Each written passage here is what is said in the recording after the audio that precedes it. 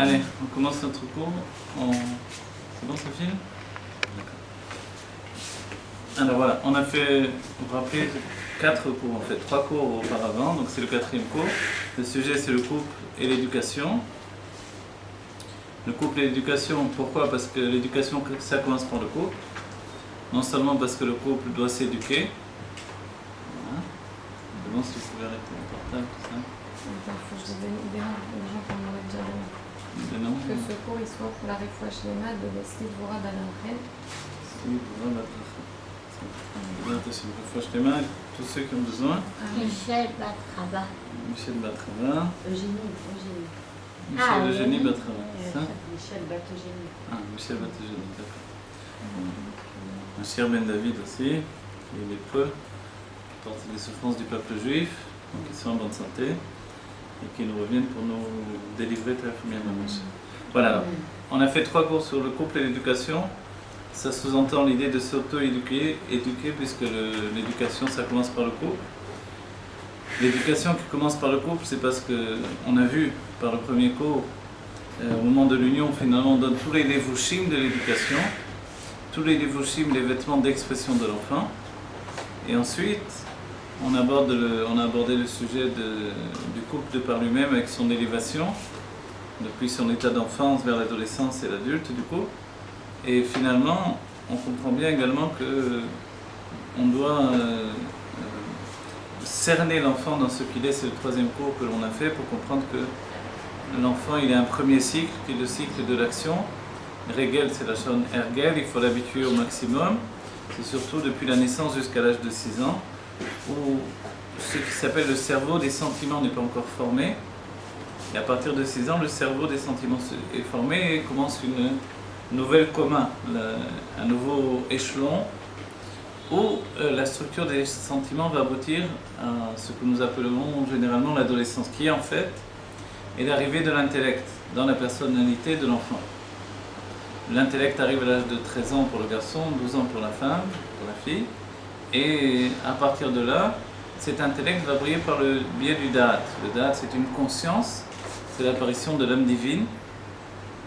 Et l'âme divine, elle entraîne un attachement à Dieu et elle va s'exprimer par le biais de l'âme intellectuelle.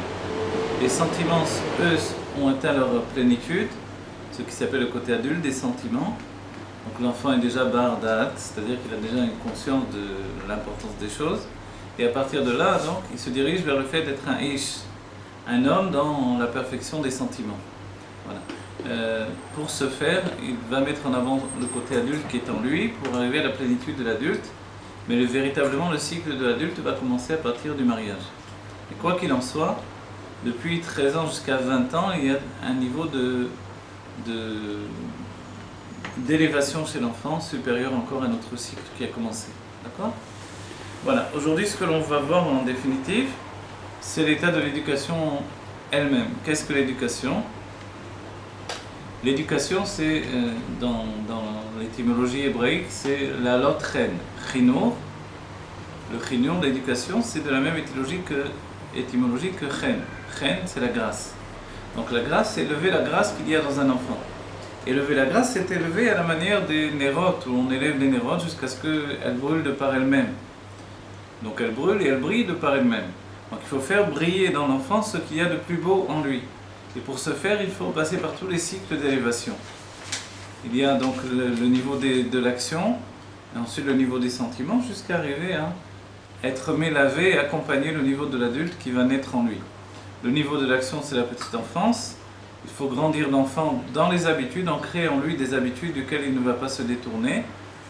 Le niveau de l'adolescence, c'est que on va trouver dans l'enfant finalement l'adulte qui va venir au monde et qui va naître avec lui.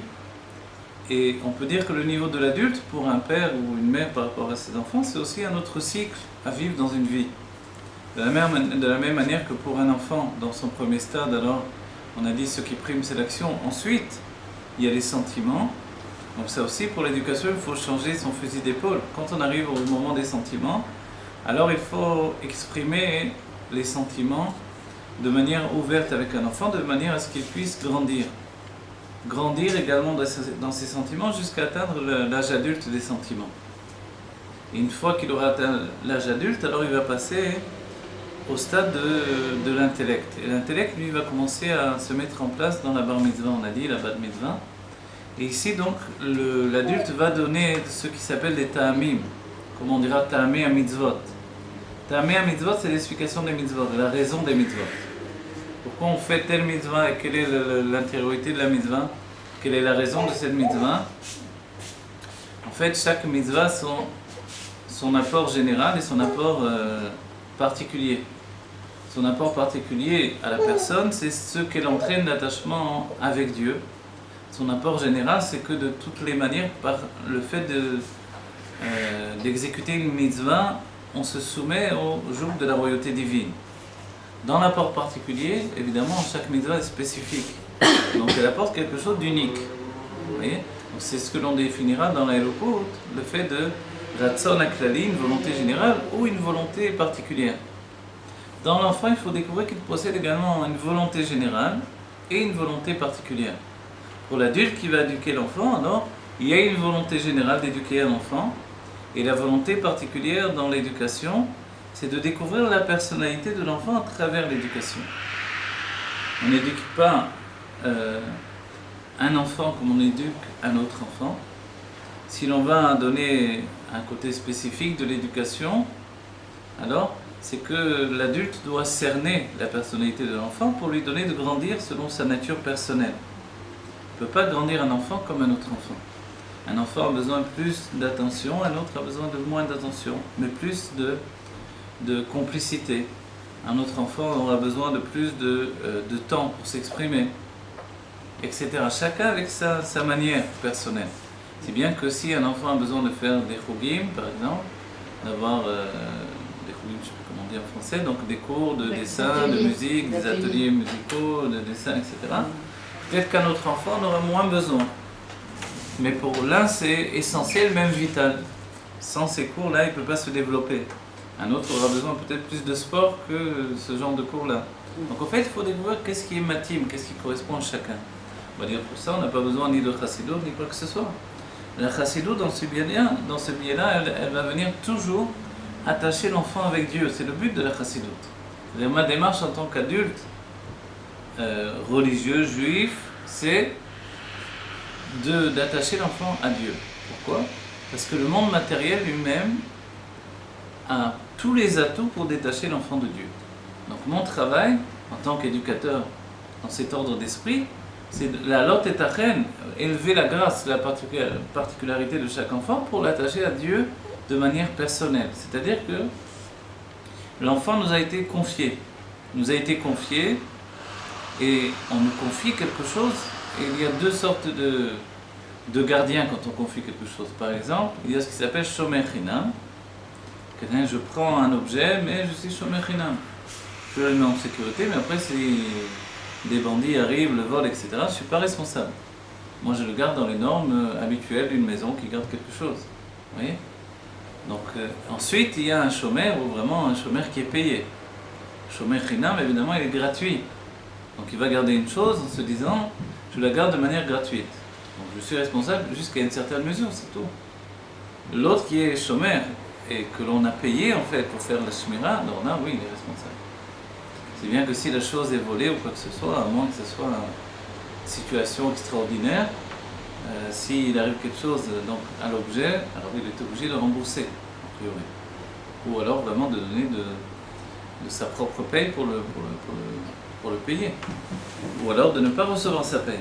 Dans tous les cas, ça va lui coûter quelque chose. Voilà. Est-ce que par rapport à nos enfants, on est shomer chinam ou shomer dans l'idée de shomer qui paye de sa propre personne? En fait, on pourrait dire que d'un certain point de vue, on est shomer chinam, et d'un autre point de vue, on est shomer, mais que l'on paye de notre propre personne. On va dire, c'est sûr que l'on paye de notre propre personne, puisqu'on voit qu'il y a même ce qui s'appelle tsar gidoulé banim, la douleur de grandir des enfants. C'est une douleur de grandir des enfants, en même temps que c'est un plaisir.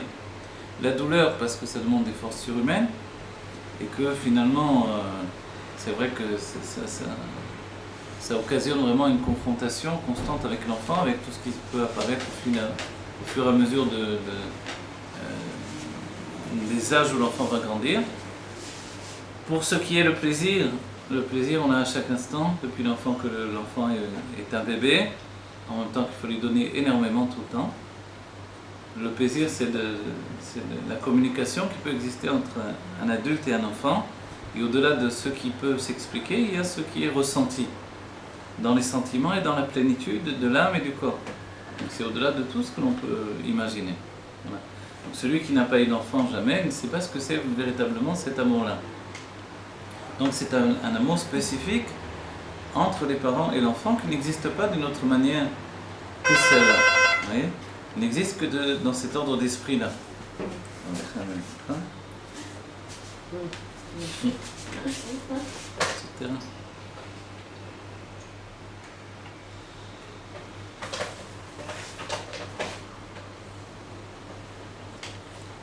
Comment on peut être shomer chinam dans ce cas-là? Comment, dans l'idée de garder un enfant, on peut se considérer comme shomer chinam, c'est-à-dire que je garde l'enfant de mon mieux, mais finalement, que Dieu préserve s'il arrive quelque chose ou quoi que ce soit, ou disons que j'ai fait de mon mieux pour l'éduquer dans le chemin de Torah et Mitzvot par rapport à Dieu, et si il s'en détourne, que Dieu préserve, je ne suis pas responsable. Est-ce que l'on peut dire cette chose-là ou non? Alors, on voit qu'il y a les deux parts des choses. Du fait que l'enfant est un individu à part entière, alors par rapport à l'individu à part entière, on peut se considérer comme shomer chinam. Donc shomer chinam, c'est-à-dire que j'ai fait de mon mieux pour lui donner la ligne d'élévation, de transformation, d'épanouissement, qui devait lui permettre de grandir dans sa personnalité. Et on parle ici d'une personnalité qui est liée au service de Dieu. C'est ça notre travail et notre responsabilité d'adulte. Autrement, en dehors de ça, alors on peut considérer que puisque c'est un individu, je ne pourrais pas non plus outrepasser sur mes droits et sur le fait que je vais intercéder sur son libre arbitre. Il est dit dans la Torah, Natati lecha et à chaim et à mavet, et ensuite et à tov et à ra, et ensuite Dieu précise ubacharta bachaim. Dieu nous dirige vers le fait de choisir le bien. Je t'ai donné la vie et la mort, le bien et le mal, et toi tu choisiras la vie. Mais en réalité, on voit bien que Dieu nous dit tu choisiras la vie, sous-entendu que je peux, de manière personnelle, choisir autre chose que la vie, autre chose que le bien. Et c'est ce qui peut arriver quand on éduque un enfant, c'est que on verra que quand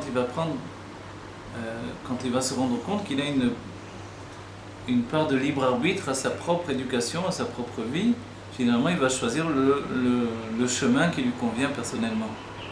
C'est là où les parents doivent accepter également que cet individu a une vie qui lui est propre et personnelle. Donc il n'est pas juste le fruit du travail des parents, mais il est aussi une personnalité qui s'engage sur son chemin personnel. L'enfant ne nous appartient pas. L'enfant ne nous appartient pas dans ce côté-là. Voilà. Et c'est là où je dis par rapport à Dieu, je suis shomer chinam. J'ai fait de mon mieux pour lui, maintenant, ce qui se passe dans sa vie, c'est aussi lié à sa propre personnalité. Je ne peux pas outrepasser mes droits. Donc dans l'idée de pouvoir outrepasser les droits, est-ce qu'on a le droit d'avoir une autorité absolue sur l'enfant? On verra que non, puisqu'il me dit que si je lève la main sur mon enfant et qu'à un certain moment il est en âge de rendre finalement les coups que l'on peut lui donner, dans ce cas-là je me mets en situation d'une avéra très grave de la Torah qui est le contraire de Avat Israël, puisque je peux transformer cet enfant non seulement en sonné, il doit avoir la haine de son propre père par exemple, et finalement je peux lui donner l'occasion que Dieu préserve d'outrepasser le droit d'un enfant et de piétiner ce qui s'appelle le kiboud avaim. C'est-à-dire qu'il peut très bien, que Dieu préserve à un certain âge, rendre les coups qui lui sont donnés. Donc évidemment, dans cette optique-là de la Torah, frapper un enfant c'est le dernier recours, le dernier des derniers recours. Et on voit que dans la génération où les enfants sont liés à ce qui s'appelle la génération de Chutzpah Isgé, où la Chutzpah, l'insolence est venue de manière naturelle s'habiller dans la personnalité des enfants. Alors finalement, on fera encore plus attention et on prendra garde de ne pas rentrer dans cette habitude-là. Et ça, c'est un signe aussi de la venue du Mashiach? C'est un signe de la venue du Mashiach, c'est écrit dans Maseret Sota. Donc la Chutzpah Isgé, c'est l'un des signes de la venue du Mashiach. On n'oublie pas que Am Israël est appelé As Sheba Umot. As, c'est aussi un sujet de Azot, c'est aussi une certaine arrogance, une certaine insolence naturelle. Quand on a vu les Juifs dans le désert, on s'étonne qu'avec tous les miracles, ils étaient encore tellement indisciplinés, tellement en colère contre Dieu, tellement en lutte constante avec Dieu, et avec sa Torah et avec sa discipline qu'il a voulu imposer au peuple juif. La Azot, finalement, on voit que c'est à la fois un défaut et une qualité. La Azot, c'est le fait de vraiment quelqu'un qui est capable de... Donc ça aboutit à l'insolence en dernier recours. Mais ça peut être aussi un état spontané de l'être, qui fait qu'il ose s'affirmer. Vous voyez, le mot oser en français, ça ressemble à Azot. Oser s'affirmer, ça vient de cette racine-là. Vous voyez, As Sheba Umot, c'est-à-dire de tous les peuples. Ah, on dit As Kanamer, qui est As Kanamer. Il faut oser pour faire la volonté de Dieu. Donc on voit que c'est aussi positif, voilà. Donc l'azot, c'est aussi d'être, ça rejoint le fait d'être khuspan. Quelqu'un qui est trop timide, on dit Lo Baishan Lomed. Celui qui est timide, il n'étudie pas. Donc s'il est, voilà. Et c'est vrai que d'un autre côté, le Rav, il a dit Lo Akabdan Melamed. Celui qui est trop rigoureux, il ne pourra pas enseigner non plus. Donc il faut toujours mettre de l'eau dans son vin des deux côtés. Mais savoir que tout état finalement dans l'être part d'un bon principe. Et quand Moshe va demander à Dieu de pardonner au peuple juif, il va lui demander de le pardonner parce que justement le peuple juif a la nuque raide. Oui, il ne rappelle pas qu'il a la nuque raide parce que c'est-à-dire qu'il est entêté dans son erreur aussi. Alors normalement pour dire, on va dire du chevar d'une personne, essayer de la tziloto, de le sauver d'une situation, on ne va pas rappeler ses défauts. On ne va pas rappeler son mauvais comportement. On comprend par là que le fait d'avoir la nuque raide, ce n'est pas uniquement un défaut. C'est une situation qui fait que le peuple juif est particulier. C'est-à-dire que si les goïms avaient accepté les mitzvot, ils auraient été beaucoup plus dociles, beaucoup plus soumis aux mitzvot que le peuple juif. Ça veut dire fou, comment c'est possible? Oui. Parce qu'il y a quelque chose en nous qui fait que l'on est insubordonné, que l'on est finalement un peu dans l'état d'esprit des Français, révolutionnaire dans notre nature. Indépendant. Voilà. Et on verra, indépendant effectivement, et on verra que les grandes révolutions dans le monde sont aussi passées par la présence de Juifs. En Russie, ça a été flagrant, puisqu'il y a eu beaucoup de Juifs au tournant des grandes révolutions, on va dire dans l'idéal de l'humanité, qui a recherché des idéaux nouveaux, des moyens de vivre leur fraternité humaine et le fait que finalement, comme il est dit dans la Torah, que nous sommes tous égaux finalement. Cette idée qui s'est répandue, elle vient dans les racines de la Torah quand même. Nous sommes tous égaux, on le découvre nous dans la parasha de Korah. Korah dit on est tous égaux. Puisqu'on est tous égaux, soyons tous au même niveau, Moshe Bar Rabbeinu n'a pas besoin d'être au-dessus de nous. Où est-ce que nous sommes tous égaux, les uns les autres? C'est dans l'idée de Torah et mitzvot. C'est-à-dire que dans les mitzvot, on est tous le même niveau. Et dans la part de Torah qui est une mitzvah, on est tous le même niveau. Un juif met les tefillin, il ne connaît rien à la Torah, il ne sait pas lire, c'est juste dire sa bracha pour les tefillin, c'est juste dire son Shema Israël sans trop savoir ce qu'il dit. Il a mis les tefillin quand même. On l'a attrapé dans la rue, on lui met les tefillin, il était entre deux rendez-vous, il a mis les tefillin. Comment on peut être au même niveau, puisque dans la vie, on n'est pas au même niveau? On n'est pas au même niveau de manière individuelle. Mais il y a un état où le peuple juif, il est écrit Arevim Zelazé. Arevim Zelazé, c'est-à-dire que nous sommes garants les uns des autres. C'est-à-dire que pour avoir une garantie, c'est que quelqu'un qui doit être en équivalence avec moi. Je ne peux pas demander à un animal d'être garant pour ma personne. Vous voyez? Donc en fait, il faut qu'il soit au même niveau. Donc ce même niveau, c'est que quelqu'un de sérieux fait appel à quelqu'un de sérieux. Maintenant, Revim Zelazé, ça a beaucoup d'autres. C'est plutôt dans le matériel. Ça, c'est le matériel, mais même dans le spirituel. Le Rézal nous dira que quand un juif n'arrive pas à faire la réparation d'une partie de son âme, on peut lui enlever, Dieu va lui enlever cette partie-là, comme le Nefesh, enfin plutôt le roi ou la Neshama, la donner à notre juif qui lui a la force de faire cette réparation-là. Et ce juif, comme il ne peut pas rester avec un morceau de l'âme en moins, puisque l'âme elle a plusieurs parties, Nefesh, roi, Neshama, Chayechida. Donc si ma Neshama est partie chez un autre juif, parce que j'arrive pas, la Neshama c'est l'intellect. Donc la perfection de l'intellect pour comprendre Dieu par l'intellect, si j'arrive pas à aller jusqu'au bout de ma perfection intellectuelle, donc cette partie de l'âme va aller à un autre juif qui lui va élever et on va dire parfaire ma neshama. Mais moi en attendant j'ai besoin d'une neshama, je vais recevoir de ce fait la neshama d'un autre juif, qui lui a un niveau inférieur mais qui n'arrive pas quand même à aboutir à la perfection de sa neshama. C'est moi qui vais travailler sur sa neshama. Voilà, je vais travailler sur cette neshama qui est d'un niveau inférieur à mon niveau, mais je vais pouvoir y arriver. Parce que le niveau supérieur, je n'y arrivais pas. Donc la personne également, le niveau supérieur, je n'arrivais pas. Le niveau que je possédais moi-même est toujours supérieur parce qu'il était un niveau atteint. Je n'arrivais pas dans ma vie à atteindre ce niveau. Pour plusieurs raisons. Peut-être parce que je ne travaille pas assez, peut-être parce que je ne me dépasse pas assez, peut-être parce que je n'ai pas assez de émouna dans ce que je peux comprendre et obtenir par l'intellect. Et on parle de comprendre et obtenir une compréhension divine. C'est le but de notre intellect. Le rabbi dira, Dieu nous a donné un intellect pour comprendre Dieu. Vous voyez ? Même une lettre du rabbi au rabbi Rayatz, où le rabbi écrit au rabbi Rayatz, c'était avant la décision du rabbi, et le rabbi dit au rabbi Rayatz, normalement Dieu a donné aux juifs un intellect pour comprendre Dieu, pour le comprendre, mais on voit que dans nos générations, les gens utilisent l'intellect non pas pour comprendre Dieu, mais pour gagner leur vie. Donc finalement, est-ce qu'on peut, ce qui n'était pas le minhag dans la Chassidut Chabad, est-ce que l'on peut raconter des miracles des rabbis? C'est-à-dire, si on n'arrive pas à élever le juif par ce qui s'appelle l'intellect, qui est le but de la Chassidut Chabad, on va l'élever par le keter, qui est la notion qui est reliée à la Chassidut en général. C'est pour ça que dans la Chassidut Chabad, les rabbis ne faisaient pas une grande publicité de leurs miracles. Tandis que dans la Chassidut de Pologne, les miracles sont l'essentiel même de la Chassidut de Pologne.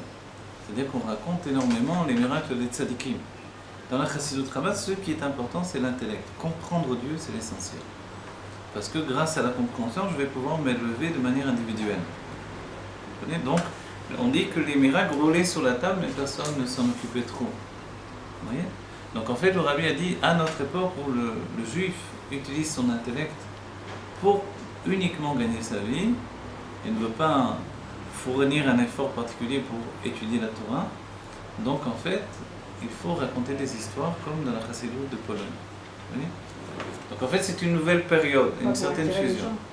Pour attirer, mais pas que attirer, pour donner ce qui s'appelle une hitpalut, un émerveillement. Un support plus. Voilà. Plus Normalement, simple. exactement. Normalement, l'émerveillement vient de la bina. La bina, donc, c'est la compréhension, la réflexion intellectuelle. Mais quand cet émerveillement ne vient pas de la bina, on dirait en hébreu bechoser avoda, parce que la personne ne travaille pas suffisamment, alors cet avoda, cette hitpalut peut venir du keter. Il y a une coïncidence entre la bina et le keter. Le shem Elokim se trouve dans la bina, il se trouve dans le keter. Le shem Eki également. On le verra dans deux niveaux, c'est pour ça que Dieu dira Eki Asher Il vient Eki. du Keter à cause de ces histoires qu'il raconte. Voilà, le keter touche la hitpalut. La chassidut en général du Baal Shem Tov est liée au keter. Et le keter s'habille dans les sentiments, donc ça devient une chassidut intellectuelle. Sentimentale, pardon. Et la Chassidut Chabad rajoutera le côté intellectuel. D'accord ? C'est l'Admorazaken alors. C'est l'Admorazaken qui va rajouter la branche intellectuelle de la Chassidut. Oui. Quand le keter est plus haut, Le keter est plus haut, mais n'oubliez pas, le keter, ça correspond à l'inconscient pour nous. Donc il est plus haut, mais il n'est pas accessible par notre travail personnel. Donc, dans le keter, on visera au fait de s'attacher au rabbi et de parvenir à l'élévation par l'élévation du rabbi lui-même. Donc c'est le rabbi qui m'élève par son élévation. Dans Chabad, dans l'intellect, au contraire, je dois atteindre mon élévation par mon travail personnel. D'accord ? Quand on ramène ça à l'éducation, à nouveau on se pose la question, est-ce que l'enfant doit s'élever par l'élévation des parents ou est-ce qu'il va s'élever de par son propre travail ? On peut dire que l'on sépare l'éducation en deux niveaux, en deux périodes. Dans la petite enfance, jusqu'à la bar mitzvah, l'enfant va s'élever par l'élévation des parents, ce qui correspond au niveau du keter. L'enfant est encore dans le keter avant la bar mitzvah, ou la bat mitzvah pour la fille. Et dès la bar mitzvah, la bat mitzvah, l'enfant doit s'élever de par ses propres forces, de par son intellect. C'est vrai que l'apparition de l'intellect, après la bar mitzvah, l'apparition de l'intellect vient à ce moment-là. Ce qui brille par le biais du date. Et le date, c'est quelque chose qui peut être perçu comme de l'intellect et au-delà de l'intellect. Le date, c'est la kashrut dans la chassidut. La kashrut, c'est s'attacher en fait. S'attacher à une étude, s'attacher à une vie, s'attacher à une conscience, s'attacher à quoi que ce soit, on ne peut pas le faire sans date. Sans date, il n'y a pas de concentration. Si bien que les sages diront date, chasarta, makanita. Si tu manques de date, qu'est-ce que tu as acheté? Tu as beau avoir étudié des années, tu n'as pas de date, au bout du compte, tu n'as rien acheté. Le date est l'introduction et la finalité. Vous voyez? La sélection, oui. Et l'introduction et la finalité. L'introduction, parce que sans date, il n'y a rien. Quand on dit date, chasarta, makanita, c'est-à-dire que même la bina ne fonctionne pas sans date. La chorma ne fonctionne pas sans date. Le date, c'est par exemple, j'étudie, même si je suis très intelligent, attacher cette intelligence avec le sujet qui se trouve dans le livre, ou que j'entends du maître, ça c'est le travail du date. Donc si je n'ai pas de date, je n'ai pas d'attachement à cette intelligence, je ne peux pas le faire fusionner avec le sujet que je dois étudier. Donc on voit que le date est essentiel. Il est essentiel, et finalement quand on dit que le date se dévoile au moment de la bar mitzvah, de la bat mitzvah, on comprend que quelque chose de nouveau brille chez l'enfant. Quelque chose qui s'appelle la naissance de l'intellect, qui passe également par l'apparition de l'âme divine. Et on peut s'étonner comment ça se fait que l'intellect arrive en même temps que l'apparition de l'âme divine. Pourquoi cette question? Parce que l'âme divine, c'est du divin. Donc si j'inscris l'âme divine dans mon système psychologique, je vais plutôt l'installer dans ce qui s'appelle l'inconscient. Donc l'inconscient, ça n'a rien à voir avec l'intellect, au contraire. L'inconscient, justement, comme on a dit, le kéter, qui est l'inconscient, vient s'habiller dans les sentiments. Et l'intellect n'arrive pas à saisir l'inconscient, donc il le laisse passer. Donc il y a juste une bride de l'inconscient qui pénètre dans l'intellect, de quoi le vivifier, mais autrement, comme il ne peut pas saisir, cloisonner cet inconscient, l'inconscient se déverse sur les sentiments qui, eux, n'ont pas besoin de saisir. Les sentiments se donnent à vivre. Et c'est pour ça que la chassidoute de Pologne est une chassidoute des sentiments. Parce que C'est quoi la chassidoute de Pologne? la chassidoute de Pologne, ce sont toutes les chassidouyot à part la chassidoute Rabbin. Gour, Satmer, Vishnitz, Sanz, Breslev, etc. Oui. Bien, quelquefois on fait une différenciation, chassidoute Nei, chassidoute Chagat, c'est-à-dire les sentiments dans leur niveau supérieur et les sentiments qui s'attachent à ce qui s'appelle l'action. Vous voyez?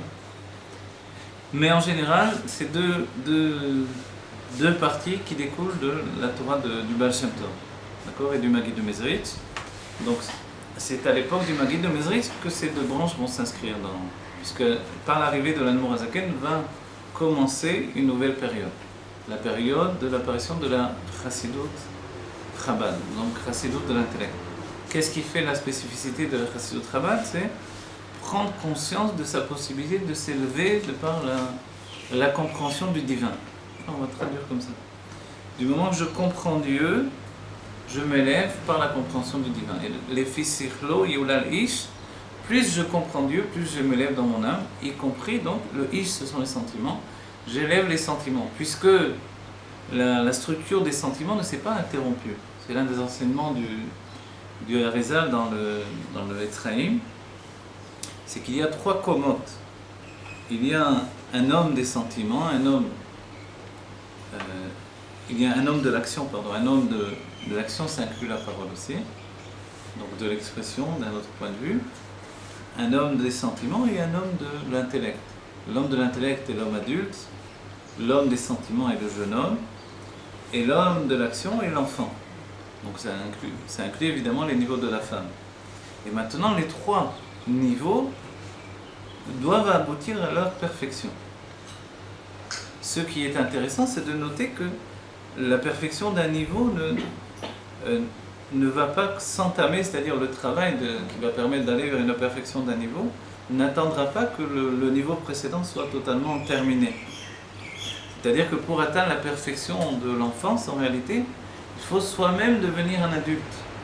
Pour atteindre la perfection de l'adolescent, il faut également devenir adulte. Donc l'adulte agrandit trois autres niveaux. C'est-à-dire ce qui est extraordinaire, c'est-à-dire c'est pas comme le fait de rajouter un élément au-dessus de l'autre uniquement, c'est que chaque élément doit atteindre le niveau de l'adulte.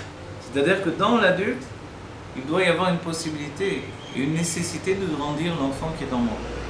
Jusqu'à ce que cet enfant grandisse suffisamment pour vivre avec l'adulte. Dans l'adulte, il doit y avoir une nécessité de grandir l'adolescent pour qu'il grandisse également avec l'adulte.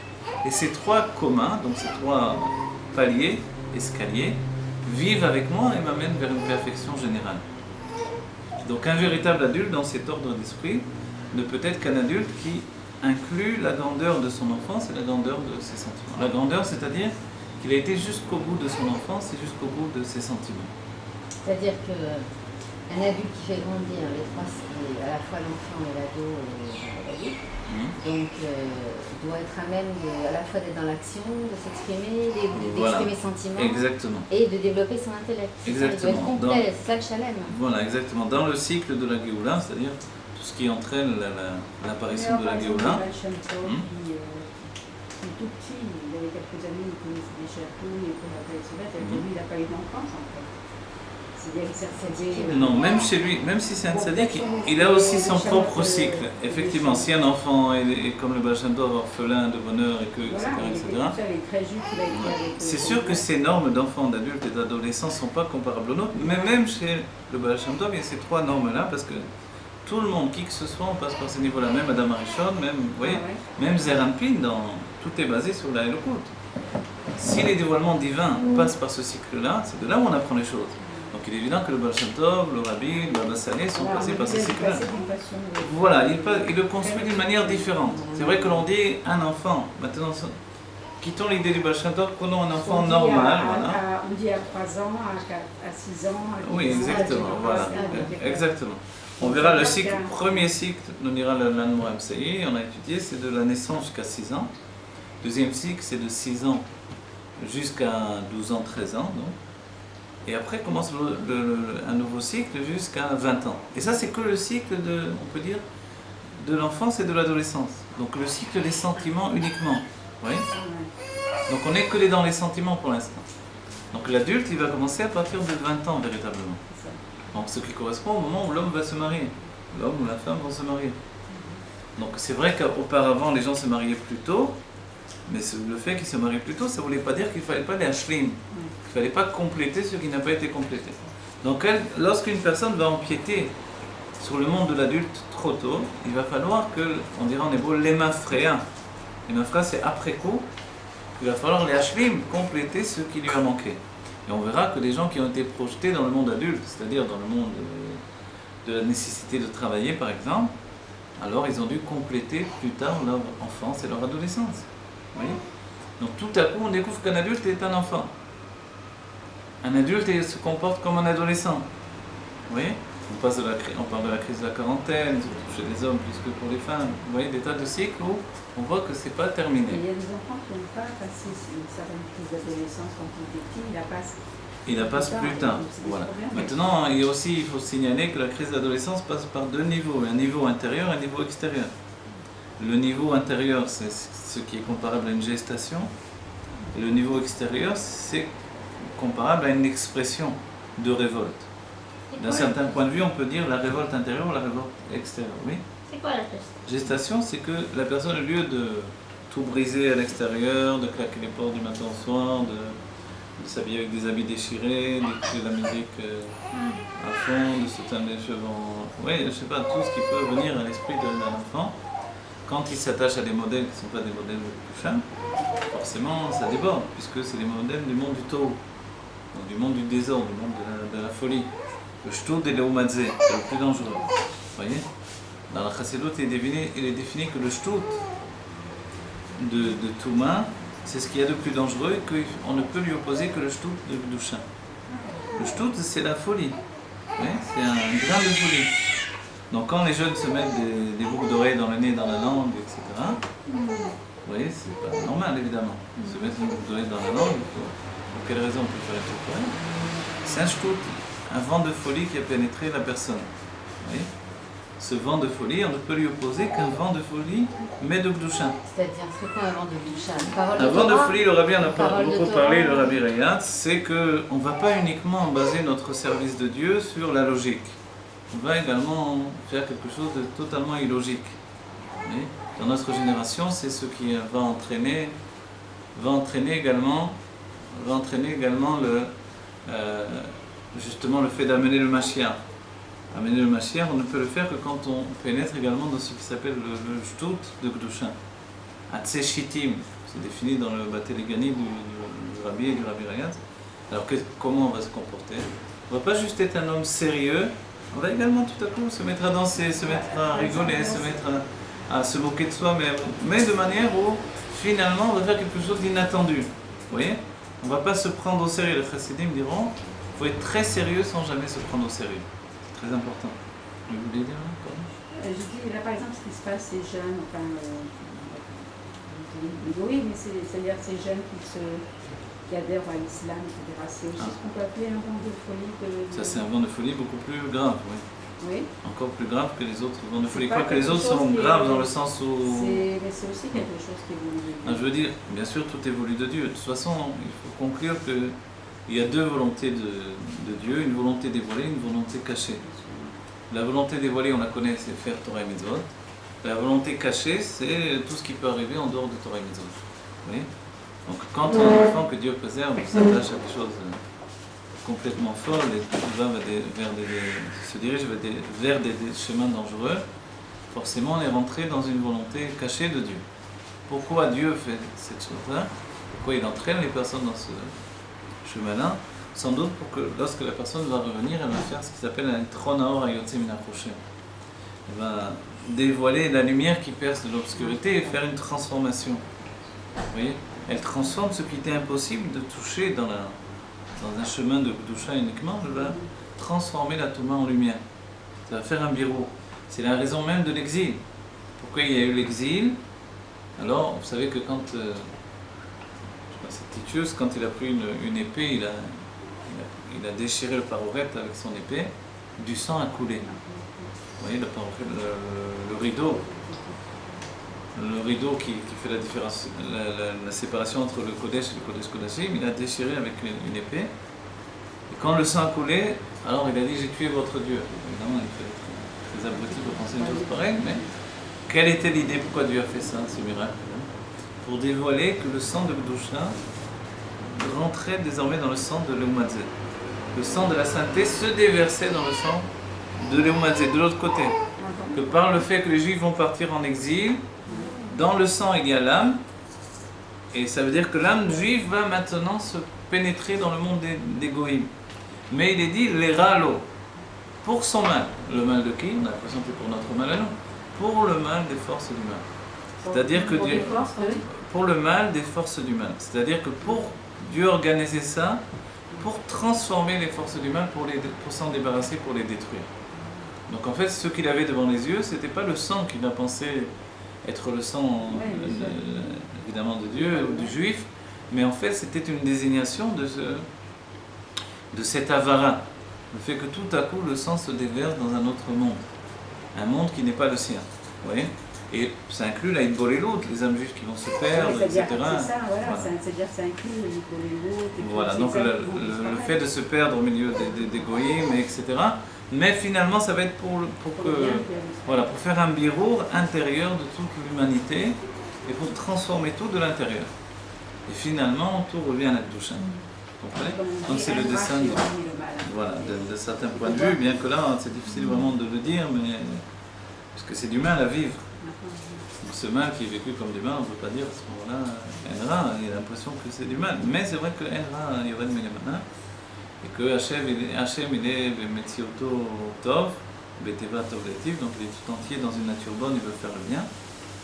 Mais évidemment, quand un juif a été enchaîné et jeté à l'autre bout du monde, etc., donc on peut se dire, où est le bien là-dedans? Le bien, c'est un bien pour l'âme, mais pas forcément un bien pour le corps. Dans la Géoula, on verra que le bien pour l'âme sera un bien pour le corps également. Donc c'est ce que l'on doit atteindre, c'est-à-dire un bien de perfection. Maintenant, pour notre enfant également, on doit trouver un bien qui est à la fois un bien pour son âme et pour son corps. Donc évidemment, toutes les fois où on met en avant l'étude au détriment de l'action, ne serait-ce que du sport ou des choses physiques, forcément on empiète sur le bien de son corps. Oui. Donc évidemment, il faut une nourriture équilibrée, et puis une vie aérée, une vie où la personne va vivre en harmonie avec son être, aussi bien physique que moral que spirituel et intellectuel. Donc il faut réussir voilà, il faut réussir vraiment ce travail-là qui nous a été confié. Dans cet état d'esprit, on n'est pas du tout chômeur chinam, on s'investit totalement, on paye de notre être, on paye de notre argent, on paye de notre temps, on paye de nos forces pour donner à l'enfant le meilleur. Et pourtant, cet enfant, c'est une âme qui nous a été confiée. Et cette âme ne nous appartient pas. Ce que l'on vit au quotidien, c'est que l'on a le sentiment que le corps m'appartient encore plus que l'âme. Oui. La proximité que l'on a avec un enfant, c'est plus encore du fait de son corps que du fait de son âme. Si bien que l'amour naturel dont on parle, ce qui entraîne les gargouilles, même le fait qu'on se manque immédiatement. Dès qu'un enfant n'est pas à la maison, il a été confié quelque temps, ou tout de suite il nous manque, même après une heure, même après. Ce manque vient du fait de plus encore de la présence du corps que de la présence de l'âme.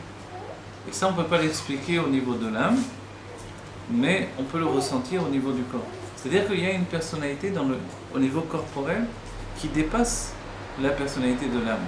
C'est bizarre parce qu'on dit que les âmes, elles peuvent venir d'anciens guigoulis, dans une famille, un tel, ça pouvait être le mari, dans une autre vie, etc. Donc ça, c'est exactement. Ça, mais n'oubliez pas que l'âme divine ne se dévoile pas si facilement. On parle d'âme divine. L'âme divine, finalement, on se rend compte que pour la dévoiler, il faut faire un travail particulier. Si l'on n'étudie pas la Torah, on ne dévoile pas l'âme divine. On peut très bien faire une mitzvot comme on se gratte la tête aussi. Donc, c'est pas parce qu'on fait des mitzvot qu'on dévoile l'âme divine. On fait des kélim pour dévoiler l'âme divine. Mais est-ce qu'on intègre la lumière de l'âme divine? Si on n'a pas de kavana, d'intention spéciale, on dit que c'est kegouf belo neshama. C'est comme un corps qui n'a pas d'âme. Donc l'âme elle-même, elle demande un travail particulier. Un travail, une yéguia, un effort particulier. Dans le couple, on aura compris que, puisque le couple c'est un lien de l'âme et non pas un lien du corps, finalement ce lien-là passe par le lien de l'âme divine. Et comme c'est un lien de l'âme divine et non pas un lien du corps, toutes les fois où on ne travaille pas, alors ce qui s'appelle l'amour, qui est un dévoilement de proximité, de désir de vivre ensemble et d'être ensemble et de partager, etc., tout ça, ça peut s'éteindre. Donc il faut travailler constamment parce que l'âme divine ne se dévoile pas toute seule. Et que le fait qu'un couple est une même âme séparée en deux, donc évidemment dévoiler l'âme, c'est pas une chose facile. Tandis qu'au niveau de l'enfant, même quand on a crié sur son enfant parce qu'il le méritait, on est obligé, etc., l'amour que l'on avait pour lui ne s'est pas interrompu.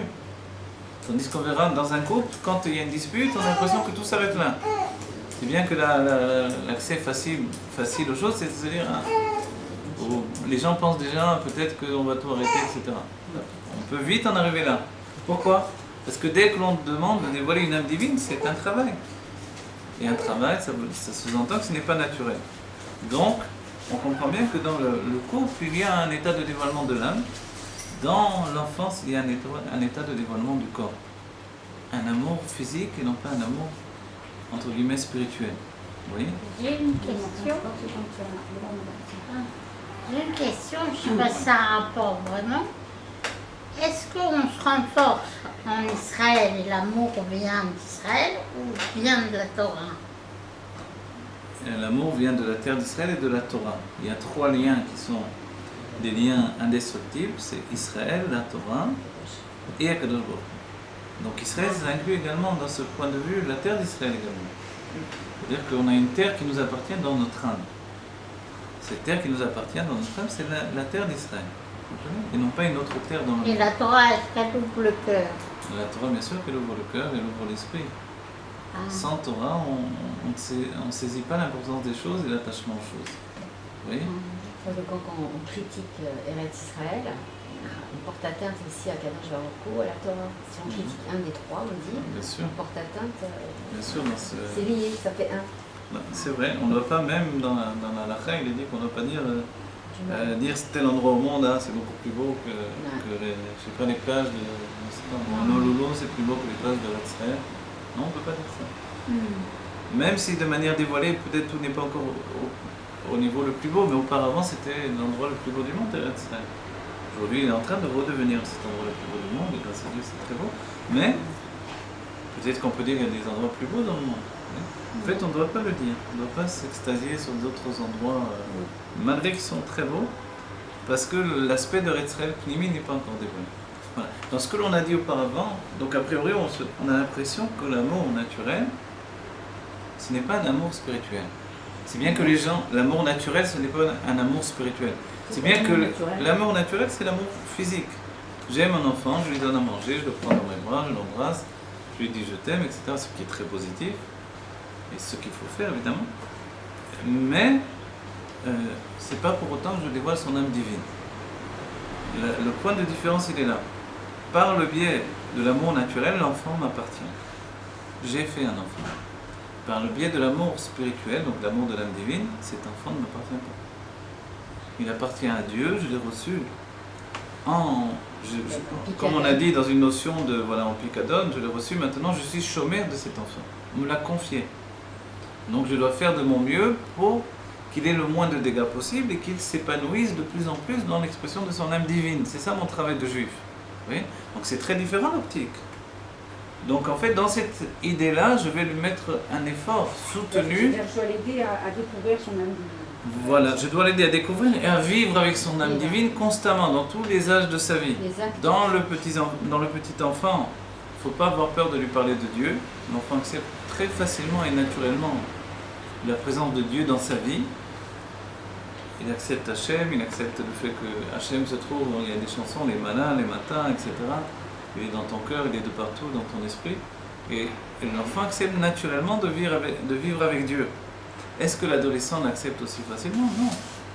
Parce que l'adolescent a besoin de comprendre, de cerner, de limiter par l'intellect. Quand il a été, depuis sa naissance, il a grandi dans cet amour de Dieu, dans l'unité, etc.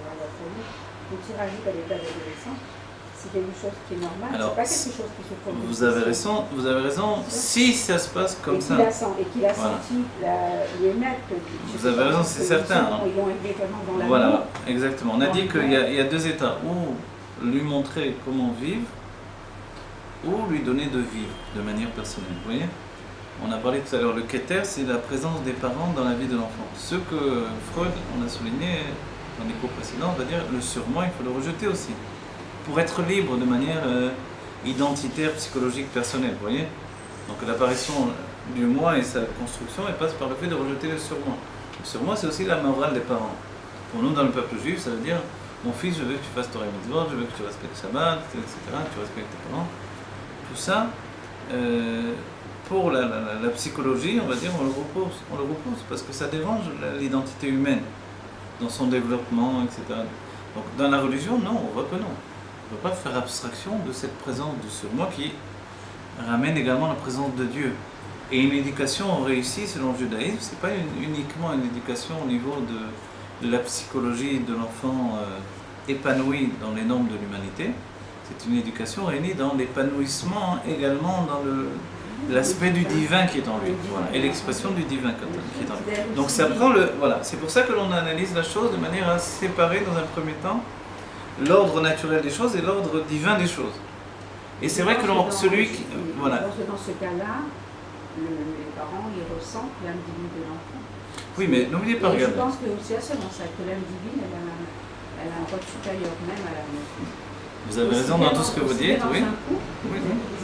D'accord, vous avez raison. Si on est vraiment dans ce qui vous alors on ressent la méchante. Non, vous avez raison dans tout ça, mais n'oubliez pas, quand on fait un cours, de toutes les manières, on ne vient pas parler pour les tzadikim, on ne vient pas parler pour la meilleure possibilité. Non, je vous donne un autre... Non, je vous rapporte encore une autre chose. Chez un éducateur, n'est un éducateur que celui qui prend en compte d'être un éducateur. Rabbi Raya, dans Klalei HaChinuch V'Hadracha, dira que le commencement de l'éducation, c'est de prendre en compte que je deviens un éducateur. C'est-à-dire que si je ne veux pas être un éducateur, je ne le suis pas. J'ai les vrais mon enfant là-bas comme je te pousse. Un jour, j'ai pas les nerfs, un jour j'ai les nerfs, un jour ça va bien, un jour ça va pas bien. Donc l'enfant va être éduqué en dents de scie et il va apprendre que finalement, quand son père ou sa mère sont de mauvaise humeur, il vaut mieux pas leur parler, Un jour comme ci, un jour comme ça. Un jour il va se faire taper parce qu'il a fait une petite bêtise. Un jour il a fait une plus grande bêtise. C'est pas grave mon fils, on est de bonne humeur aujourd'hui. Vous voyez? Donc en fait l'éducation c'est pas ça. L'éducation c'est pas quelque chose d'instinctif. C'est quelque chose d'intellectuel. Si bien que dans la Chassidut Rabban, on dira il faut au moins une demi-heure par jour que les parents parlent de l'éducation.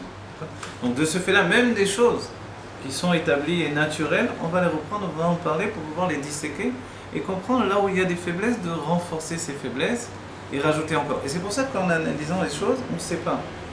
Un, il y a ce qui s'appelle l'amour de l'âme animale qui est relié au corps. Deux, il y a l'amour de l'âme divine qui est relié évidemment à l'âme divine elle-même. L'âme divine a un monde qui lui est particulier, c'est le monde de la Torah et des mitzvot. L'âme animale a un monde qui lui est particulier, c'est le monde du corps et des, on va dire, la satisfaction naturelle du corps. Manger, boire, dormir, jouir de la vie. Si on empiète sur l'un des deux côtés, on va amoindrir le développement de l'enfant. La première chose quand un enfant vient au monde, c'est que l'on s'inquiète de est-ce qu'il mange bien. Oui. Est-ce qu'il est bien nourri, est-ce qu'il est bien nourri, est-ce qu'il dort bien, donc on veut lui donner le maximum au niveau physique, organique même on peut dire. D'accord ? Mais en même temps on verra dans les traditions du peuple juif qu'on pense également à lui mettre un shiramalot dans le berceau. On pense que sa chambre, on met des images de Gdoucha, on met un siddur dans sa chambre, puisque le rabbi a demandé qu'il soit fait dans chaque maison. Oui. Dans la chambre de l'enfant, c'est une chambre, c'est son monde qui lui appartient. Oui. Donc on va même écrire cette chambre appartient à tel enfant. Dans le respect par la suite des choses, quand il va grandir même, on va frapper à la porte avant de rentrer dans sa chambre. Oui. C'est-à-dire qu'on lui donne un monde qui lui appartient dans lequel on va rentrer. Le rabbi a dit une boîte de staka, un siddur et même une agadat pessa. Vous voyez. Donc on va lui rentrer un monde de Gdoucha avec des images de Gdoucha. Ce qui va lui influencer, et c'est l'influence, comme on a dit, du Keter. Ce n'est pas une influence raisonnée. C'est une influence de l'image qui correspond à son entourage. Vous voyez ? Et là, dans cette image-là, la mère joue un rôle encore plus important que le père, parce qu'elle est à proximité directe avec l'enfant. Dans cet ordre d'esprit, on lui donne d'embrasser la mezouza avant de dormir. Même avant qu'il sache parler, on dit le Kriyat Shema pour lui. Vous voyez ? De la même manière, le matin, on dit des brachot pour lui. Vous voyez ? Jusqu'à ce qu'il prenne le relais de par lui-même. Donc on comprend bien que, en attendant qu'il puisse prendre le relais, il reçoit une vitalité de Keter, c'est-à-dire inconsciente, mais elle est extrêmement importante. C'est sur ce réca, sur cette base-là, qu'il va commencer à construire voilà, sa propre personnalité par la suite. Et ce que l'on découvrira au bout du compte, c'est que quelquefois, il y a des histoires, il y a eu une histoire où un talmide du Maharal de Prague avait très mal tourné, où il était devenu un intellectuel qui étudiait la Gemara, qui était plus du tout religieux, et finalement son petit-fils va faire tchouva, en passant par le Baal Shem Tov, et que la raison pour laquelle il a fait tchouva, c'est que sa mère lui donnait d'embrasser la mezouza. Mais son grand-père se moquait d'elle quand elle faisait ça. Qu'est-ce que c'est que tu lui donnes d'embrasser ce morceau de parchemin de vache, etc. Donc c'était devenu un intellectuel, il étudiait l'Alma, mais de manière intellectuelle. Il avait décroché son être pnimi intérieur de la Torah. Ce n'était plus qu'une science comme une autre. Ouais. Mais donc il n'a pas pu sauver, transmettre à son enfant, à son petit-enfant, son petit-fils, l'amour de la Torah et l'attachement à la Torah et Mitzvot. Donc le petit-fils a quitté la Torah et les Mitzvot. Mais ce qu'il a fait revenir à un certain moment, c'est le souvenir de ce que faisait sa mère, qui lui faisait embrasser la mezouza. Et ça, on peut dire que c'est pas quelque chose d'intellectuel. L'enfant lui dit embrasse la mezouza, il embrasse la mezouza. Mais il apprend à embrasser même comme ça, d'un certain point de vue. Donc en fait, il n'a pas compris vraiment qu'est-ce que c'est cette mezouza, qu'est-ce qu'il y a à l'intérieur, qu'est-ce que ça veut dire. Mais ce geste-là, cet anaga, ce comportement, va rester pour toute sa vie avec lui. Et c'est très important de comprendre que dans l'éducation, je donne plusieurs éléments à mon enfant. Un, ce qui s'appelle le Keter, c'est l'influence de par la maison elle-même avec la Gdoucha que je vais transmettre, de par on va dire l'atmosphère de la maison, les images qui sont dans la maison, etc. Et ensuite, de ce qui s'appelle l'anaga personnel, le comportement physique de l'enfant. Vous voyez, le comportement, c'est-à-dire aussi bien le fait qu'on va lui faire netilat dès sa plus petite enfance. Le rabbi signalera quand un enfant pleure trop, c'est que il faut lui faire netilat yadayim, commencer à s'habituer à lui faire netilat yadayim. Oui. Et on verra des cas où vraiment, concrètement, les enfants arrêtent de pleurer. Les enfants qui pleurent de manière ininterrompue, les gens ne savent pas quoi faire. Je parle dans le judaïsme évidemment. le fait de lui faire Netilat Yadayim, ça va calmer l'enfant. Donc en fait, il y a même la Naga du Rabbi qui a été transmise à notre génération, où la mère du Rabbi, le Rabbi Rachab, a transmis le message qu'il devait éduquer cet enfant de manière très particulière parce que c'est un enfant extrêmement sain. Donc avant même de l'allaiter, elle faisait Netilat elle-même et elle faisait Netilat au bébé à chaque fois qu'elle allaitait. Certains Chabadnikim, Chassidim de Lubavitch, font cet anaga-là, ce comportement au quotidien. Mais ce qui est certain, c'est que l'on comprend à partir de là, même si on ne fait pas ces choses-là, mais que l'on lui fait Netilat Yadayim après les toilettes, après qu'on lui change la couche, etc., c'est de comprendre que c'est une âme. Et l'âme, elle n'a pas d'âge. Parce qu'on a opposé au Rabbi, mais pourquoi il faut faire un enfant des choses, etc. On est obligé de faire attention pour la halakha, pour le fait de manger de... Pour le brit aussi, on fait des fois il a son taux de bilirubine qui est très élevé. Alors on fera attention, effectivement, bien sûr. Oui. Ça fait vraiment... Bien sûr. À partir de quel âge vous faites un Netilat Yadayim?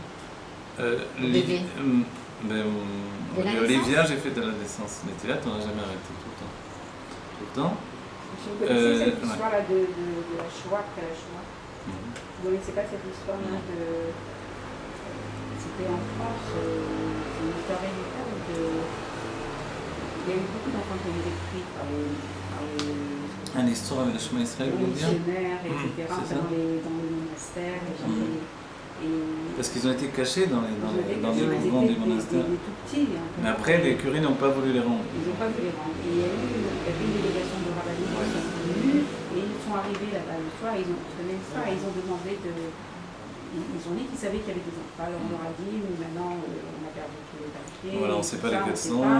Alors ils ont dit, donnez-nous 5 minutes. Et ils sont montés dans le dortoir. C'était le soir, les enfants ils étaient déjà couchés. Ils se sont mis au milieu du dortoir. C'était très près de moi. Ils se sont mis à crier Shema Israël, Hashem Elokeinu, Hashem Echad. Et moi, il y a tous ces enfants qui ont crié Mamé, Mamé, et ils se sont précipités sur ces rabbinim. Et ils ont gardé en eux ce souvenir de la mère qui leur faisait chaque matin, le soir. Voilà. Et ça, c'est ce qui s'appelle le Moudbash et Banefesh. C'est une histoire très connue. Exactement, c'est très beau. C'est comme ça. Donc ça, c'est la première fois, j'ai pleuré. Moi, je bien sûr, c'est magnifique. Donc ce qui est ancré dans la Nefesh, ce n'est pas de l'ordre de la compréhension. C'est quelque chose qui est transmis, on a dit en particulier par la mère, plus même que par le père. Et le père lui-même, même s'il est plus intellectuel de manière dévoilée, on va dire, il doit apprendre à s'intégrer dans cette logique-là, qui est une logique de l'enfant, et de ce fait-là de redécouvrir sa propre enfance, par le biais de son enfant. Parce que l'enfance, c'est le moment du Keter. Le moment du Keter, c'est le moment où les makifim, c'est-à-dire les impressions, sont plus grandes que les sentiments et que l'intellect. Pourquoi il a découvert son enfant? Parce qu'il ne peut pas éduquer son enfant sans redécouvrir son enfance. Ah oui. Sinon, il va être extérieur.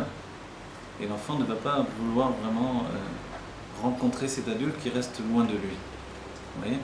Pour que le père éduque l'enfant, il faut qu'il découvre un lien avec l'enfant. Donc il faut qu'il dévoile l'enfant qui est en lui pour s'attacher à l'adulte qui est dans l'enfant également. Vous voyez? Et ça, ce lien, il se fait que quand il redécouvre son enfance. Grâce à son enfant, il redécouvre son enfance. Dans l'explication des choses d'après la Kabbala, n'oubliez pas que l'enfant, il concrétise les sentiments du père. Vous voyez? Le père a donné son âme dans la femme par la première union du mariage, et après, dès ce moment-là, dans cette âme, il y a donc une âme, elle est faite de sentiments, 6 mesures de sentiments. Il y a également donc ce qui s'appelle un réservoir d'âme duquel vont découler tous les enfants. Donc chaque enfant va prendre de ce réservoir d'âme, c'est-à-dire il va prendre des sentiments du père. D'accord?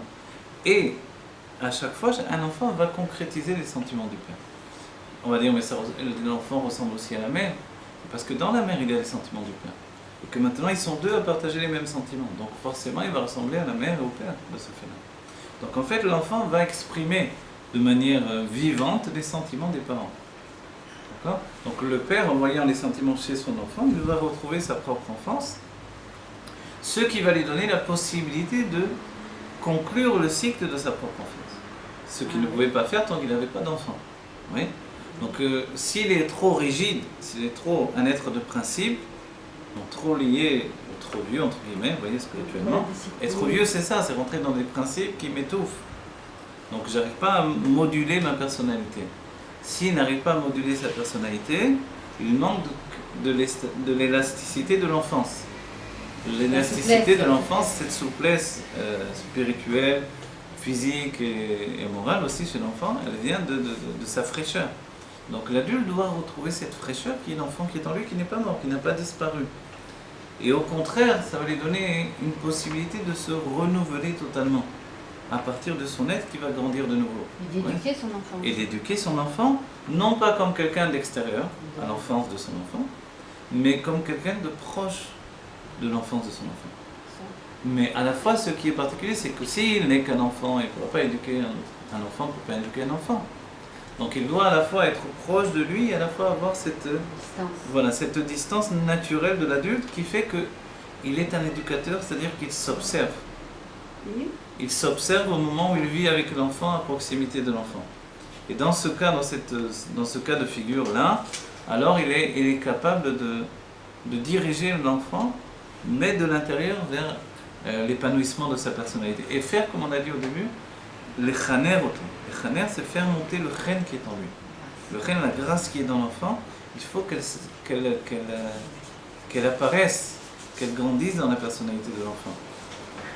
Et comme... La grâce, c'est la spécificité voilà, de l'enfant. Exactement, c'est exactement ce que je voulais dire. Comme chaque enfant finalement a pris une mida en particulier, puisqu'il y a 6 mesures de sentiment du Père, chacun des enfants va prendre une mida, comme il est expliqué pour les Shvatim, qui sont tous les enfants d'Israël, donc de Yaakov Avinu.